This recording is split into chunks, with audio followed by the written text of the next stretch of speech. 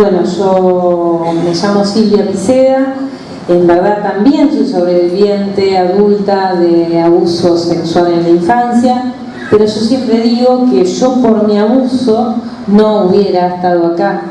En verdad yo cuando sufro los abusos tendría más o menos 11 años y yo lo comunico en mi casa a mis padres y yo lo que tuve siempre la sensación es que no hicieron nada. O sea, no hacer nada es no hablar más del tema. Mi papá, que era un hombre muy violento, de hecho yo no vi que fuera a golpear a mi abusador. O sea, de hecho no se habló más del tema, no hubo ningún movimiento en la familia con respecto al tema. Y algo que ahí a mí me quedó como claro era que si yo no me cuidaba yo sola, ningún adulto me iba a cuidar. Y a partir de eso lo que hice fue estudiar mucho, ser independiente económicamente. Yo desde los 14 años empecé a trabajar y autoabastecerme económicamente para esto de no pedir dinero a mi padre. Mi mamá decía que se quedaba con él, que era violento porque no tenía dinero y no era autosuficiente. Bueno, entonces yo empecé a los 14 a trabajar para no pedirle dinero y estar libre de él y de su autoritarismo. Estudié, me recibí, forjé toda una personalidad y todo un trabajo con respecto a no ser vulnerable, ¿sí? Las mujeres sabemos mucho de lo que es la vulnerabilidad y yo traté de no ser vulnerable. Y no solo de eso, sino de militar para ayudar a que no haya personas vulnerables. Me dediqué a trabajar con poblaciones, sí, en los barrios carenciados de la capital. Trabajé con discapacitados, soy médica, trabajo siempre con poblaciones de personas adictas a sustancias o alcohol. Trabajé especializándome, sí, hoy como hepatóloga en pacientes alcohólicos y antes con pacientes SIDA.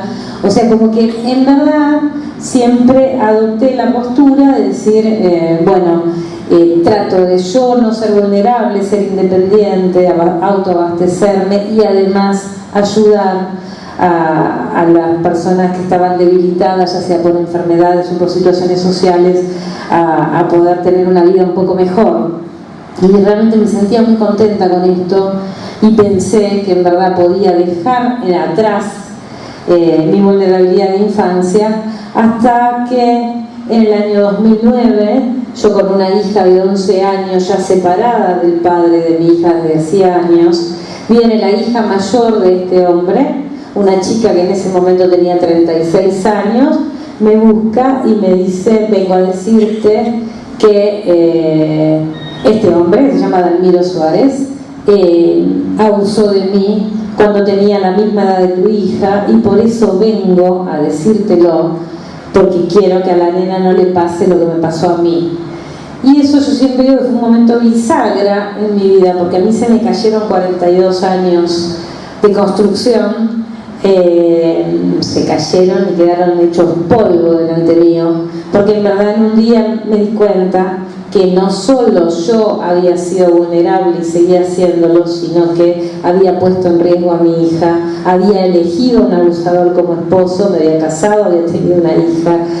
Y para mí realmente fue un momento muy, muy duro. La sensación como mujer y como madre que tiene una mujer cuando tiene que asumir que el hombre que alguna vez amó o que dejó entrar a su casa abusó, ¿sí? O abusa de niños, es una sensación realmente intransferible, durísima.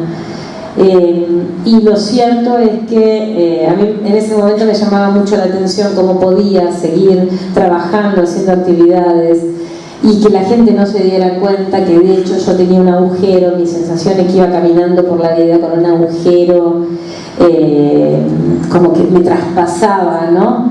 Y yo decía, ¿cómo la gente no se da cuenta? Y lo cierto es que ahí empecé a buscar otras madres que estuvieran pasando por la misma situación.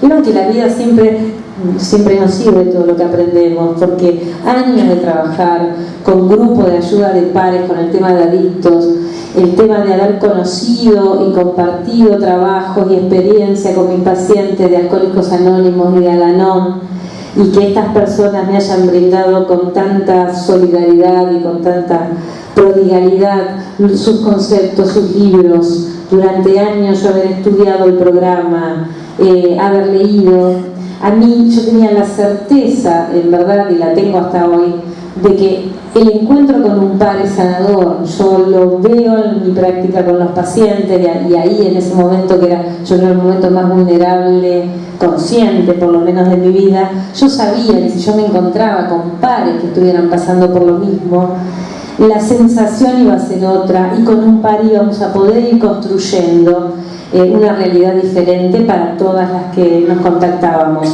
Y ahí empecé a buscar otras madres, porque además, cuando como mamá asumís el rol de defender, ¿sí?, a tus hijos de un abusador, y vas a sede judicial, te encontrás lo que para mí en ese momento fue una sorpresa, encontrarme que cuando llego a ámbito judicial a decirles, miren lo que acabo de enterarme de este tipo, ayúdenme a cuidar a mi hija, uno se encuentra que la sede judicial lo que hace es mirarte a vos, te analiza, a ver qué rencorosa, qué jodida, seguramente cuánto odio le tenés o qué enamorada quedaste de este tipo que 6 años después de haberte separado venís a decir esta barbaridad de él, ¿no? En lugar de entender que, bueno, justamente había aparecido la hija mayor de él diciéndome que había sido abusada, ¿no? Dato nada menor. Entonces, cuando uno se encuentra con otras madres, te das cuenta que no tiene que ver con tu mala suerte, que además tuviste mala suerte en casarte con este tipo, sino que además te tocó una jueza y peritos que tienen ese modo de pensar. Te encontrás con otras que están pasando exactamente lo mismo. Y bueno, y uno además va empezando a leer y te das cuenta que hay situaciones semejantes, ¿sí?, en Estados Unidos, España, Australia, Canadá, otros países de Latinoamérica. Entonces empezamos a darnos cuenta que en verdad al que se está desprotegiendo es al niño. Nosotros hoy sostenemos que esta sociedad que sabemos es adultocentrista, y lo que va a hacer la sociedad habitualmente es proteger al abusador y desproteger al niño y al adulto que lo está cuidando. Y esto lo vemos, ¿sí?, en todos los ámbitos en los que nos toca ver qué sucede cuando aparece una denuncia contra alguna persona sospechada de abuso.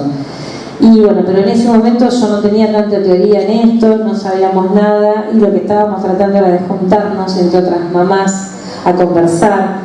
Yo en ese momento además empiezo a buscar ayuda, tratando de encontrar psicólogos que me ayudaran a mí, que ayudaran a mi hija, porque también era difícil encontrar personas formadas y capacitadas en el tema abuso. Y tardamos más de un año en que me contactaran con María Müller, que es una psicóloga especialista en el tema y comprometida con el tema niñez. Y Marita Müller en una conversación telefónica me dice lo que le decía más de un año yo estaba buscando, que me dieran una mano y demás, y encontraba todas negativas o zonas grises, ¿no?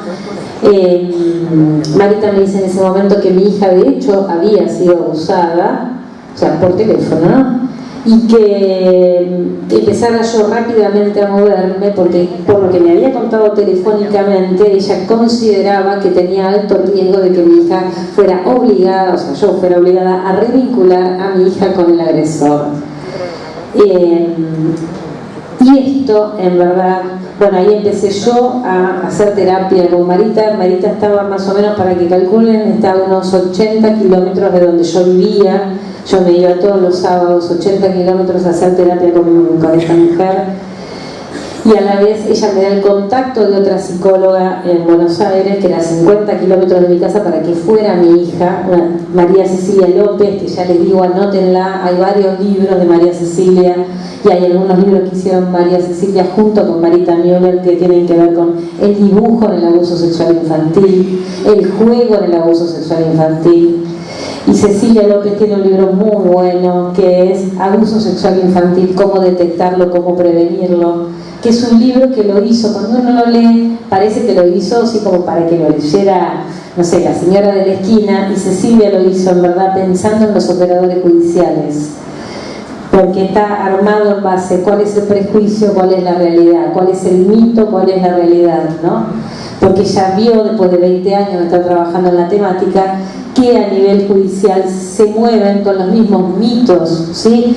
Como con esto de pensar que un abusador es un ogro feroz, como nos dicen los cuentos, ¿no? El lobo, el ogro, como que tuviera alguna marca, un abusador, y cuando se encuentran que es un empresario, un docente, o sea, una persona educada, te dicen cómo puede ser que este tipo sea abusador. Desde ese tipo de prejuicios a pensar que si un niño es buen alumno no puede ser abusado, no puede haber estado sufriendo abuso sexual en la infancia, o sea, tener algunos prejuicios que evitan, ¿sí?, que se pueda llegar al diagnóstico y que se pueda proteger a las víctimas a tiempo. O sea que ese libro también, les digo, es muy lindo de leer y es realmente una herramienta que nosotros la usamos mucho. Y bueno, tuvimos la suerte, bueno, de poder, mi hija, empezar a hacer terapia con esta psicóloga, y esto sirvió muchísimo, porque en verdad lo que era confusión, ¿sí?, empieza a ordenarse. Yo a veces lo que digo es que la verdad puede ser muy dolorosa, puede ser terrible, pero siempre es ordenadora. Y lo cierto es que nosotros, que venga Romina con esa verdad en ese momento, fue ordenadora, porque todo lo que era, o sea, yo desde hacía años veía cosas raras, ¿sí?, en el vínculo entre mi hija y este hombre. Yo hacía terapia, iba a mi psicóloga y le decía, mirá, tiene cosas raras. Cuando él la llama, ella va a la habitación y se encierra y se tira en la cama como si fuera, o sea, como que estuviera hablando con un amante o con secretos. La psicóloga me decía que yo era muy celosa, muy posesiva, y que me molestaba que mi hija tuviera un vínculo particular con su padre. O sea que a la alerta que yo tenía, o a la alarma de lo que yo veía, mi psicóloga me la bloqueaba, y lo que hacía era encima llenarme más como de culpa. O sea que este tipo de cosas me parece importante. Por esto decía también antes Sebastián, la importancia de que las personas que trabajamos con seres humanos sepamos que estamos ante una endemia. Hablan de la pandemia cuando está tan distribuida en la población. Si yo hablo que el 20% de la población ha sido abusada, 20% de la población es mucho. Por lo tanto, si no puede haber médico, no puede haber psicólogo, no puede haber maestro que no conozca que este delito existe y que las víctimas existimos, estamos y que estamos dando síntomas en algún lado, ¿sí? Y esto es fundamental. Marita Müller dice, ante cualquier cambio de conducta del niño, ante cualquier cosa que suceda, primero pensar abuso. ¿Y por qué lo dice así? Porque mirando la estadística, ante cualquier niño que esté sufriendo o padeciendo o presentando algún cambio, por estadística tengo que pensar que lo más probable que le esté pasando es abuso sexual en la infancia, solamente porque tiene altísima frecuencia. Bueno, esto que ahora lo decimos así y demás, es muy difícil cuando uno va a ámbito judicial, que a nivel judicial, o sea, es como que a nivel judicial se especializan en tratar de demostrar que el abuso no existe. Entonces hay una discordancia entre estas cifras que decimos y que los adultos que somos sobrevivientes damos nuestro testimonio continuo, ¿sí? Decir, bueno, acá estamos, esta es la frecuencia, por lo menos en todo Occidente. Cuando uno va a sede judicial, en sede judicial quieren demostrar que en verdad el abuso no existe, que es una confabulación, ya sea de una madre rencorosa, si es un docente el que se está señalando como probable abusador, lo que van a decir es que es un grupo de padres que está queriendo sacar dinero a la escuela. O sea, los múltiples modos que tiene la sociedad adulta de negar el tema, cuando tenemos a los niños hablando o algún adulto atento diciendo, bueno, acá hay abuso, es muy llamativo. Y bueno, pero es una realidad, y esto es lo que nosotros tratamos de movilizar y de decir, bueno, despertémonos adultos, por favor, porque los niños la están pasando mal. Y bueno, volviendo a esto estamos hablando ya del año 2010, 2011. Yo ahí empiezo, además, la causa judicial nuestra, o sea, fue muy mala, o sea, a nivel judicial no tuvimos ningún tipo de éxito. Yo termino yéndome con mi hija en diciembre del 2010, dejando la casa, porque el juez me obligó a la revinculación. con este hombre, y bueno, lo que yo hice fue irme. Vivimos clandestinas, tuve denuncias penales de impedimento de contacto en mi contra, estoy multada en la provincia de Buenos Aires por cifras millonarias porque te multan por cada día que al chico no lo presentaste a la revinculación. O sea, a nivel judicial realmente no fue muy mal, la denuncia penal fue 2 veces archivada.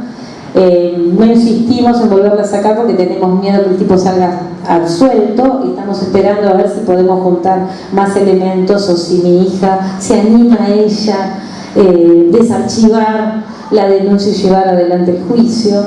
Pero lo cierto es que a nivel judicial no tuvimos ningún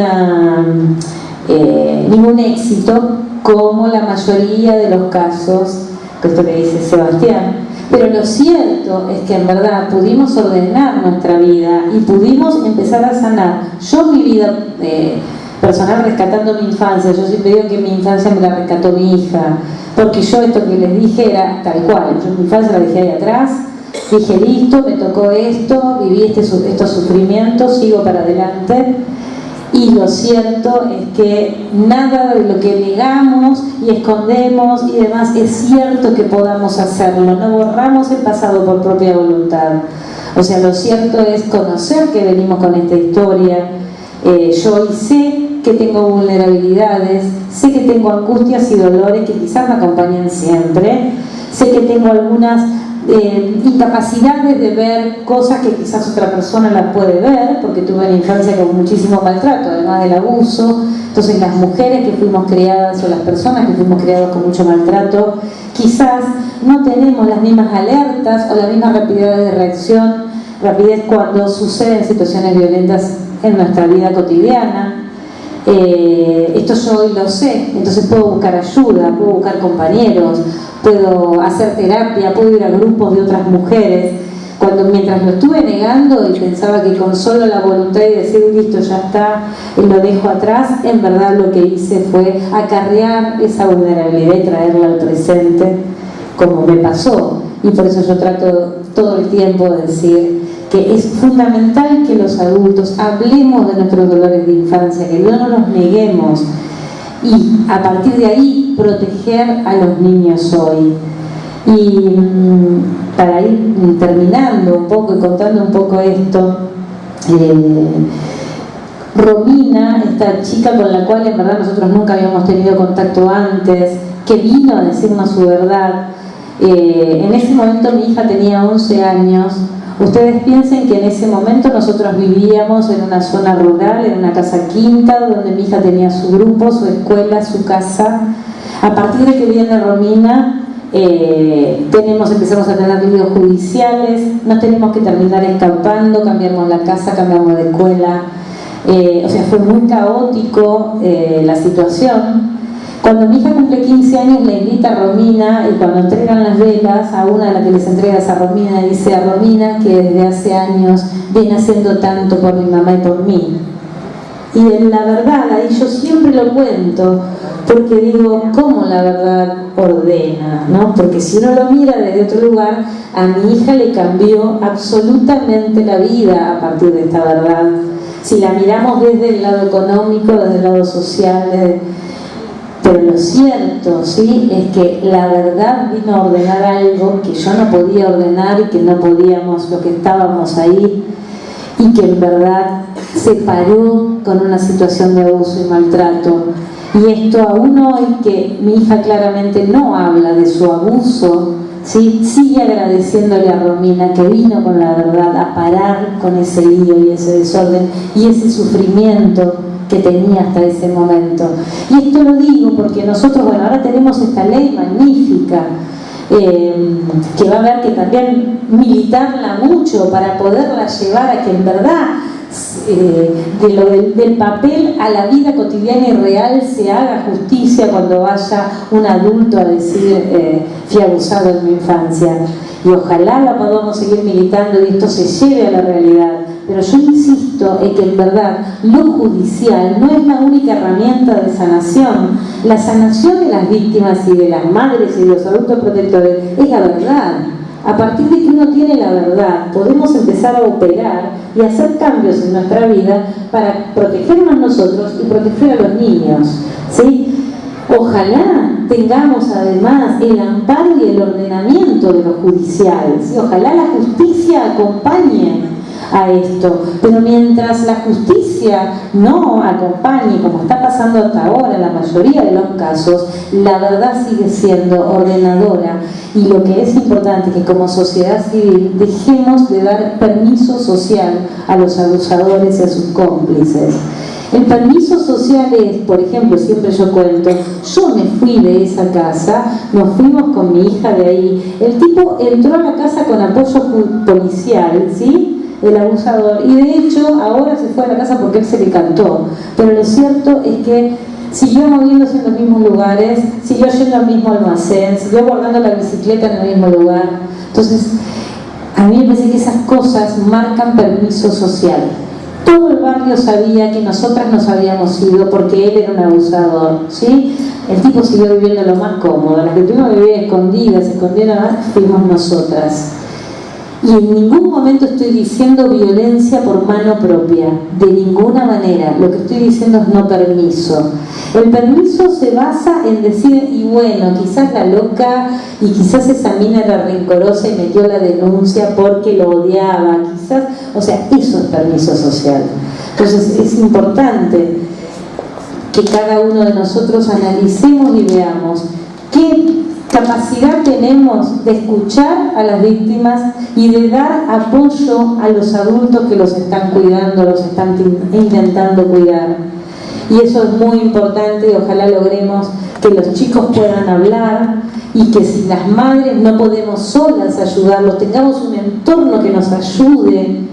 Siempre digo yo que la mamá puede quizás no poder ayudar al chico, puede no poder por su propia historia y por su propia vulneración y su propia debilidad, puede no poder porque no quiere, porque puede no poder por múltiples motivos. Ahora, eso no justifica a que la suerte del niño corra solamente por tener, ¿sí?, un progenitor o alguna persona cercana a abusadora sexual y otro adulto cercano o madre o lo que sea, que no lo puede cuidar. O sea, la sociedad toda somos responsables de la suerte de los niños, y esto también es importante que empecemos a tomarlo como dato importante. Yo me pregunto, si como adultos no nos ocupamos de nuestra cría, ¿de quién nos vamos a ocupar? Somos los mamíferos más extraños que existen. O sea, yo creo que en verdad marca por cómo está la humanidad nuestro modo de comportamiento, porque de hecho no existe mamífero que no cuide a la cría, sí, como cosa fundamental, y nosotros no, la verdad tenemos como cultura no cuidarlo. El niño es un objeto, pero que realmente tengamos como real preocupación el que los niños se críen en un ambiente sano de amor y demás. No veo que hasta ahora haya una sociedad que se ocupe realmente de esto, y hacia esto es lo que tratamos de nosotros trabajar con nosotros, y de trabajar cuando venimos a compartir nuestro testimonio diciendo, bueno, adultos, a ver, hagamos algo para cuidar a los chicos. Y es básicamente hablando de nuestros dolores y dejando de negar esto que yo digo desde mi historia. O sea, no sirve para nada decir, ya lo pasé. O sea, es lo contrario a lo que nos invita la sociedad, y más de un psicólogo. Muchos compañeros nos ha pasado que vas al psicólogo y le decís, fui abusada a los 4 años, y te dicen, bueno, basta, da vuelta a la página, seguí para adelante. Esto sabemos que no solo no es posible, sino que además es absolutamente nocivo, y para lo único que sirve es para perpetuar los maltratos y la soledad y el gran abandono que hacemos con los niños. Así que bueno, nosotros estamos acá para recordar esto. Y en mi historia personal lo que les puedo decir es que quizás yo hoy me siento menos segura que antes del 2009, me siento menos exitosa que en el 2009, me siento quizás con muchas más inseguridades, muchas más soledades, me siento mucho más vulnerable realmente, o me asumo como vulnerable, pero la verdad es que a partir de ese lugar pude realmente empezar ayudar también a mi hija y ayudarme a mí como mamá y a mí como mujer para poder estar hoy acá delante de ustedes compartiendo este testimonio y llamando a otros adultos a que hagan lo mismo. Y la verdad que también hoy yo creo que estoy mucho mejor, sabiéndome débil y sabiendo de dónde vengo, me siento muchísimo mejor parada y desde un lugar más real que lo que había construido, ¿sí? Siguiendo ese mandato de dejar todo atrás y mostrarte como, no sé, triunfadora o libre desde lo externo, ¿no? Y eso me parece importante que lo sepamos y que lo quiero compartir. Y bueno, y hoy la historia es que mi hija tiene 18 años, es una adolescente que podríamos decir, no sé, normal, tiene cara de orto todo el día, o sea,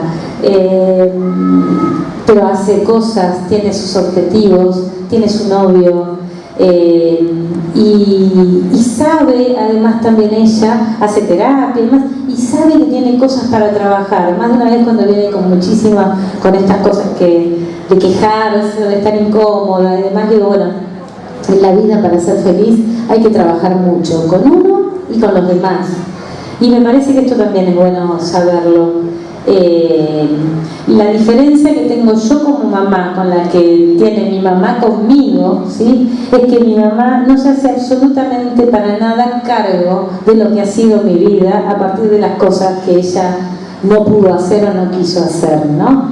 En tanto que yo como mamá hoy sé que mi hija tiene una vida que va a tener bastantes dificultades en algunos temas, porque sé de dónde viene. Sé que no fui la mamá perfecta que me hubiera encantado, sé que no la protegí como me hubiera gustado hacerlo o como pensé que lo estaba haciendo. Y eso es bueno, porque realmente me ubica en otro lugar, además también con ella en otro lugar. Yo creo que nosotros hicimos la vida que podíamos a partir de la historia que traíamos atrás, y cada uno de nosotros hacemos eso. Es importante saberlo, porque también es un modo de vernos con un poco más de ternura, los sobrevivientes y las personas adultas, un poco más de ternura y un poco más de empatía hacia nosotros mismos por las cosas que no pudimos hacer, las cosas que aún hoy no podemos hacer. Pero esto es fundamental para poder seguir para adelante protegiéndonos y protegiendo al resto. Así que por eso me parece importante esto, que quizás no somos los adultos perfectos de las películas que nos presentan esos adultos espectaculares y que no tienen quiebre y demás. Quizás tenemos realmente muchísimas carencias y cosas también en nuestras funciones como padres, pero está bueno saberlo y en base a eso trabajar. Así que bueno, yo lo que los invito es a que cada uno vea su infancia con un poco más de empatía hacia el niño que fuimos, y en base a eso poder mirar con ternura a los niños que hoy están a nuestro cargo y a nuestro alrededor, y que después los invitamos a esto de que como adultos hagamos ayuda de pares para hablar de nuestros dolores, para salir a la vida y cuidar a los niños de hoy. Así que bueno, eso, y muchísimas gracias por estar acá, y bueno, ahora quedamos abiertos a las preguntas y a lo que quieran. Gracias.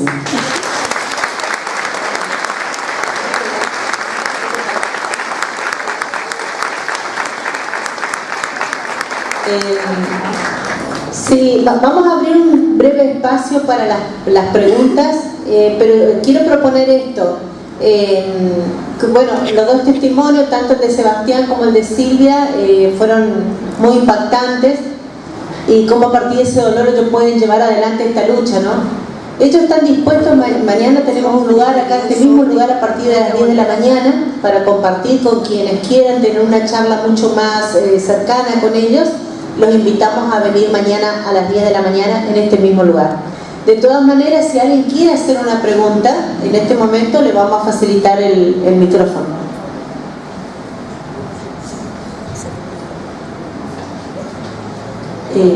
Sí, por favor. No se olviden que tenemos la presentación del spot también, ¿eh?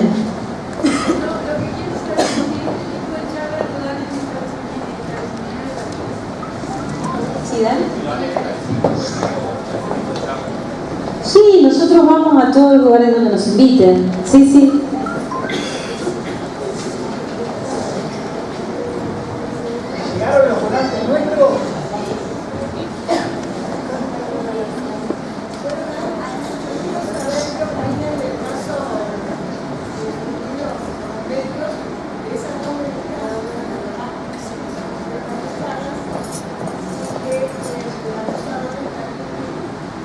De las dos nenitas que fueron abusadas y el abusador está libre.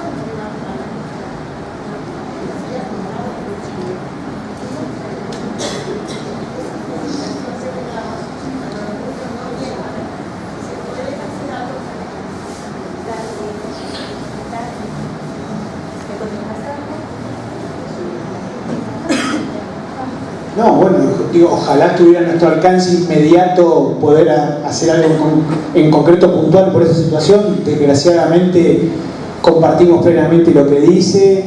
Esta, como decíamos antes, es la norma, la regla general todavía sigue siendo la de esta enorme impunidad y de este profundo maltrato y violencia institucional en el ámbito judicial. Creemos, que un camino indirecto para que esta historia vaya cambiando pasa por esto, pasa por multiplicar y diseminar cada vez más la conciencia crítica colectiva, el compromiso adulto, la fuerza colectiva para ir cambiando esta historia tan injusta, que es la que va a llevar a que en ámbitos judiciales dejen de actuar con ese nivel de impunidad y de maltrato, porque van a sentir que hay un contexto que no les permite actuar de esa manera.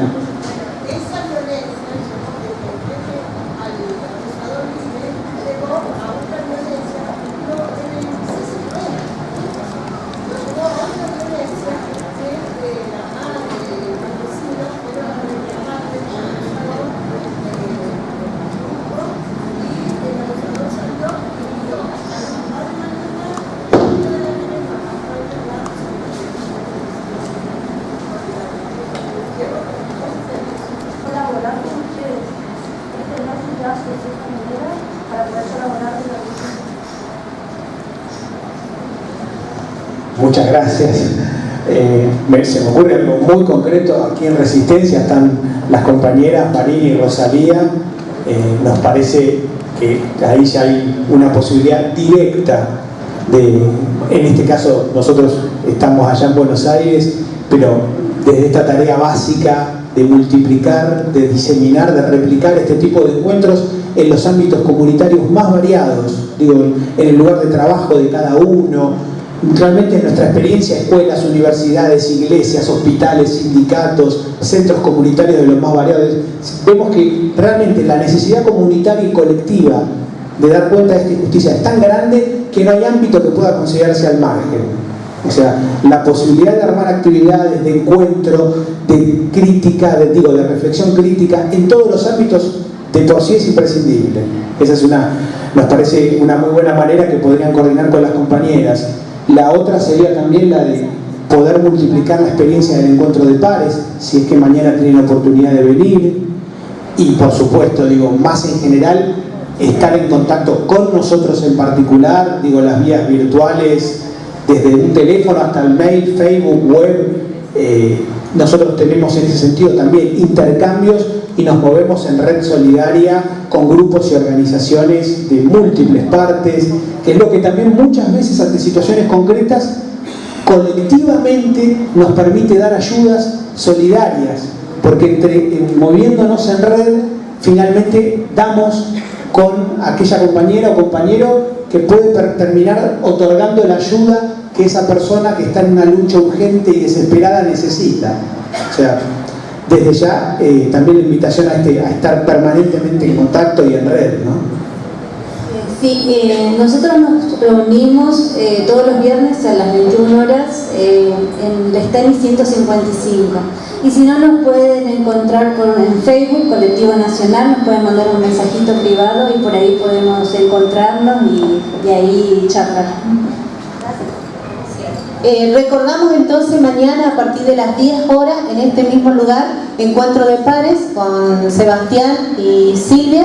Están todos los que quieran hacer preguntas, consultas, pueden asistir. La campaña que nosotros llevamos adelante incluía varias actividades. Una de ellas tenía que ver con la instalación de una muestra fotográfica que fue montada en la peatonal. Ustedes, si recorren la peatonal de Resistencia, la pueden ver. Ahí básicamente hay un mensaje y hay una serie de números, de direcciones y teléfonos a los cuales acudir ante este delito. La Cámara de Diputados declaró de interés provincial esa actividad y queremos entregar 2 protocolares, uno a Paula Sobiler, que se encuentra acá entre nosotros, que fue la fotógrafa, la que pudo poner en imagen eso de lo que estoy hablando. Te pido por favor, Paula, que te hagas presente acá. Vamos a entregarte una protocolar declarando de interés tu trabajo. Gente espectacular.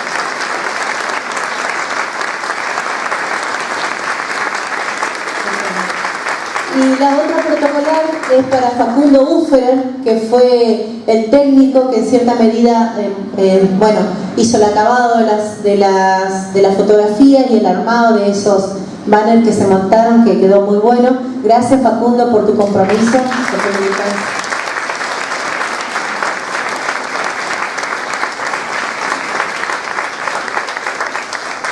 También la Cámara de Diputados declaró de interés provincial esta actividad, esta jornada del abuso sexual en la infancia, y queremos entregar 2 protocolares a Sebastián y a Silvia.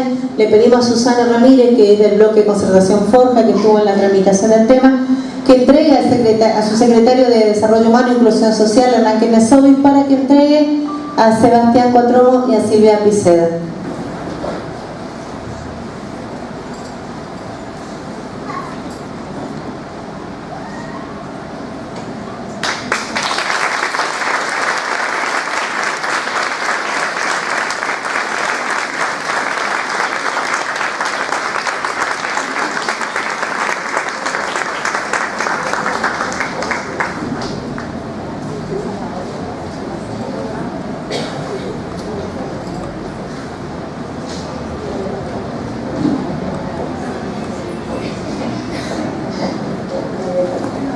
Bueno, ahora invitamos a todos los presentes no sé si tenemos ya el tema de la luz resuelto, de los que van a apagar la luz, ¿está?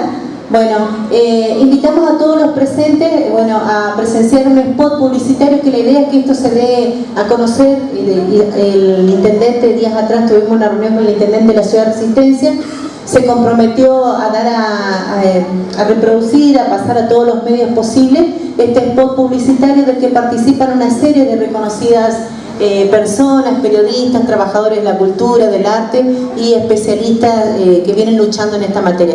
Les invitamos a ver.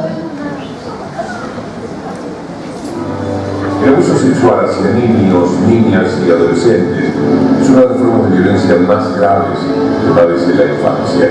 Quizás que perdura durante toda su vida. Es una práctica de poder del adulto sobre el niño, niña o adolescente, imponiéndole una sexualidad adulta que no es la propia. El agresor se aprovecha de la confianza de la niña o del niño. Amenaza y obliga a mantener el silencio de este delito que puede durar varios años. Cuando el niño o niña no hacer la denuncia es una obligación. No hay un perfil del abusador. Puede ser un familiar, un vecino, un tutor, alguien en quien confías. Nunca es tarde. Si fuiste abusada o abusado en la infancia, habla. No importa la edad. Ahora podés denunciar. Ley 27.206. De respeto a los tiempos de las víctimas. De respeto a los tiempos de las víctimas. De respeto a los tiempos de las víctimas.